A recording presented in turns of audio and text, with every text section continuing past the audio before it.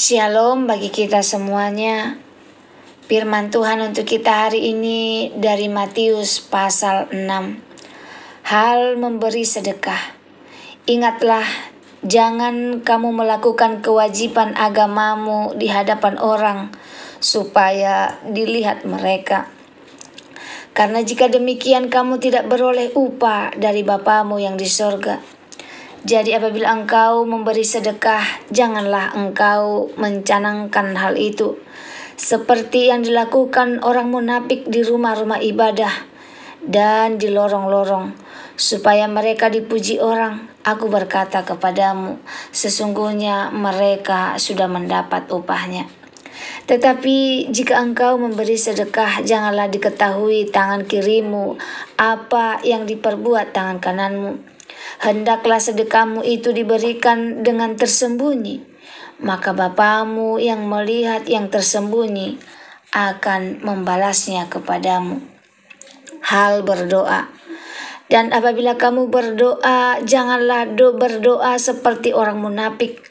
Mereka suka mengucapkan doanya dengan berdiri dalam rumah-rumah ibadat dan pada tikungan-tikungan jalan raya, supaya mereka dilihat orang. Aku berkata kepadamu, sesungguhnya mereka sudah mendapat upahnya. Tetapi jika engkau berdoa, masuklah ke dalam kamarmu, tutuplah pintu dan berdoalah kepada Bapamu yang ada di tempat tersembunyi.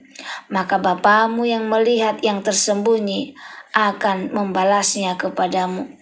Lagi pula dalam doa itu janganlah kamu bertele-tele seperti kebiasaan orang yang tidak mengenal Allah.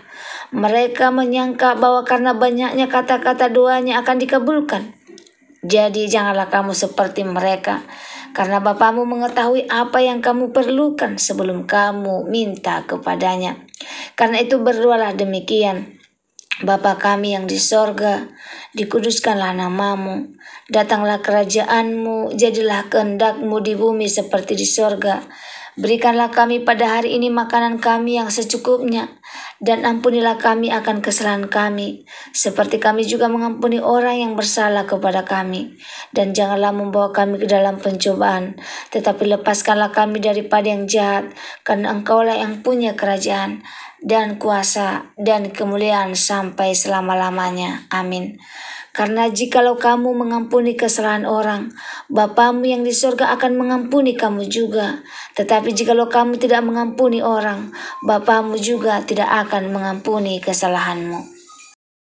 Hal berpuasa. Dan apabila kamu berpuasa, janganlah muram mukamu seperti orang munafik. Mereka mengubah air mukanya supaya orang melihat bahwa mereka sedang berpuasa. Aku berkata kepadamu, sesungguhnya mereka sudah mendapat upahnya.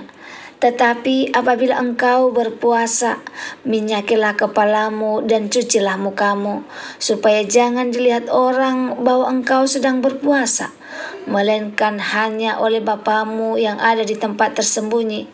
Maka Bapamu yang melihat yang tersembunyi akan membalasnya kepadamu. Hal mengumpulkan harta.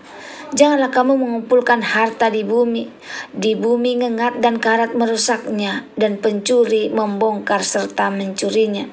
Tetapi kumpulkanlah bagimu harta di sorga. Di sorga ngengat dan karat tidak merusaknya, dan pencuri tidak membongkar serta mencurinya. Karena di mana hartamu berada, di situ juga hatimu berada. Mata adalah pelita tubuh. Jika matamu baik, teranglah seluruh tubuhmu.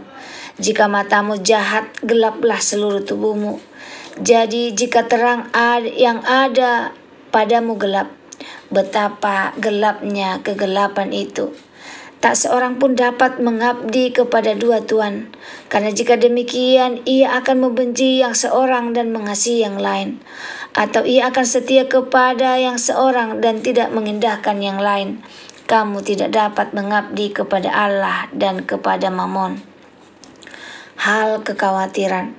Karena itu aku berkata kepadamu, janganlah kamu khawatir akan hidupmu, akan apa yang hendak kamu makan atau minum, dan janganlah khawatir pula akan tubuhmu, akan apa yang hendak kamu pakai. Bukankah hidup itu lebih penting daripada makanan, dan tubuh itu lebih penting daripada pakaian?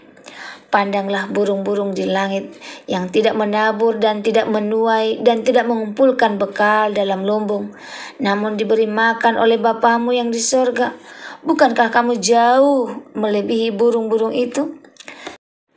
Siapakah di antara kamu yang karena kekhawatirannya dapat menambah sehasta saja pada jalan hidupnya? Dan mengapa kamu khawatir akan pakaian? Perhatikanlah bunga bakul di ladang yang tumbuh tanpa bekerja dan tanpa memintal. Namun aku berkata kepadamu, Salomo dalam segala kemegahannya pun tidak berpakaian seindah salah satu dari bunga itu. Jadi jika demikian Allah mendandani rumput di ladang yang hari ini ada dan besok dibuang ke dalam api, tidakkah ia akan terlebih lagi mendandani kamu, hai orang yang kurang percaya? Sebab itu janganlah kamu khawatir dan berkata, apakah yang akan kami makan? Apakah yang akan kami minum? Apakah yang akan kami pakai? Semua itu dicari bangsa-bangsa yang tidak mengenal Allah. Akan tetapi Bapamu yang di surga tahu bahwa kamu memerlukan semuanya itu.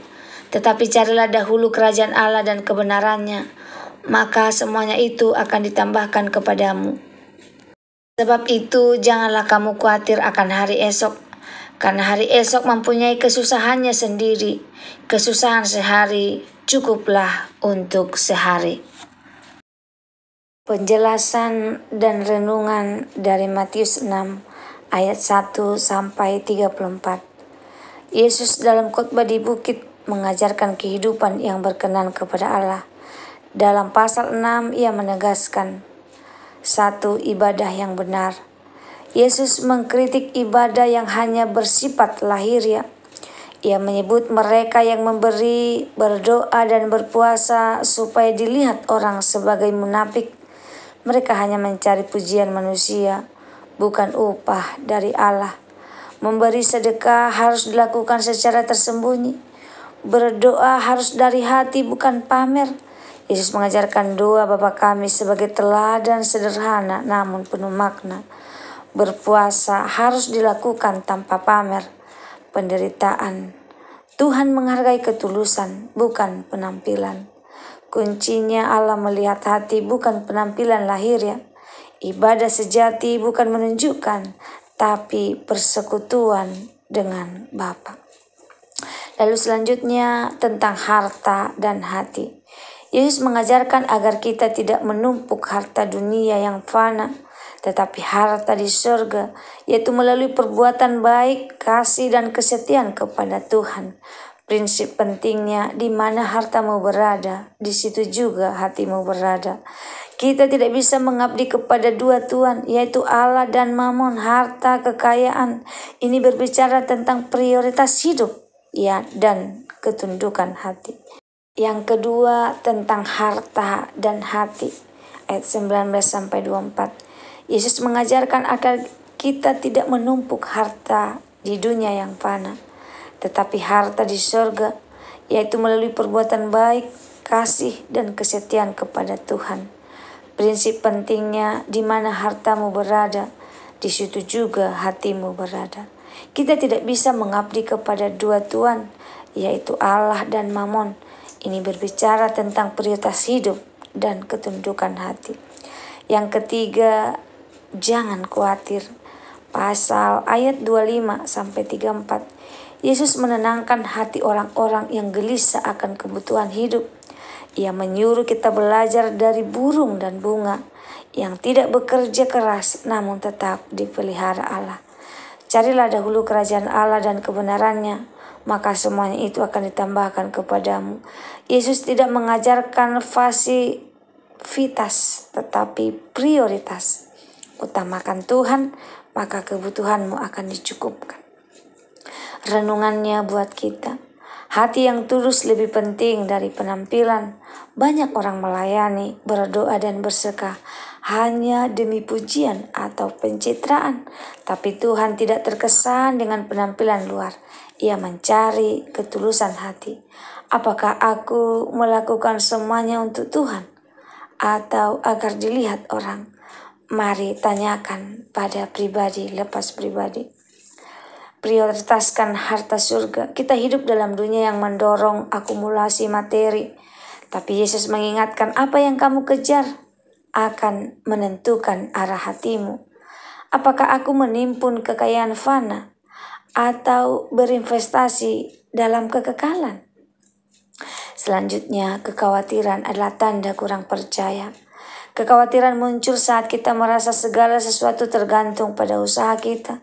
Tapi Yesus mengajar, Bapa tahu kebutuhan kita dan akan mencukupinya saat kita mengutamakannya. Apakah aku percaya bahwa Tuhan peduli dan memelihara hidupku? Semoga firman Tuhan hari ini menjadi berkat bagi kita. Terima kasih, Tuhan Yesus memberkati. Shalom.